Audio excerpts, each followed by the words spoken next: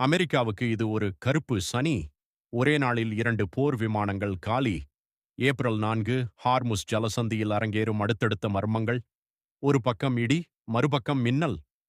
Iran மீது போர் தொடுத்துள்ள அமெரிக்காவிற்கு இன்று மிக மோசமான நாளாக அமைந்துள்ளது.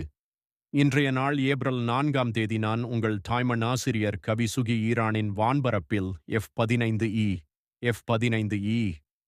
விமானம் சுட்டு வீழ்த்தப்பட்ட அதே பதற்றமான தருணத்தில் அமெரிக்காவின் மற்றுமொரு வலிமையான போர் விமானமான ஏ-10 வார்தாக் பாரசீக வளைகுடா பகுதியில் விழுந்து நொறுங்கியுள்ளதாக அமெரிக்க அதிகாரிகள் உறுதிப்படுத்தியுள்ளனர்.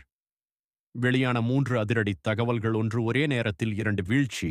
ஈரானிய ஏவுகணைகள் F-15E விமானத்தை தாக்கிய அதே நேரத்தில் ஹார்முஸ் ஜலசந்திக்கு ஸ்ட்ரைட் ஆஃப் ஹார்முஸ் அருகே பறந்து கொண்டிருந்த ஏ-10 வார்தாக் விமானமும் கீழே விழுந்துள்ளது. இது ஈரானின் தாக்குதலா அல்லது தொழில்நுட்ப கோளாறா என்பது இன்னும் மர்மமாகவே உள்ளது. 2 விமானி மீட்பு. நல்ல வேளையாக ஏ-10 விமானத்தில் இருந்த ஒரே ஒரு விமானி பத்திரமாக மீட்கப்பட்டுள்ளார். ஆனால் F-15E விமானத்தில் இருந்த 2வது வீரரை தேடும் பணி இன்னும் தோல்வியிலேயே முடிந்து கொண்டிருக்கிறது.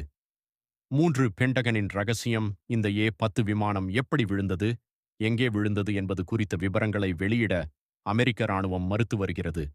செயல்பாட்டு காரணங்களுக்காக ஆபரேஷனல் மேட்டர்ஸ் இது ரகசியமாக வைக்கப்பட்டுள்ளது. உங்கள் கணிப்பு என்ன?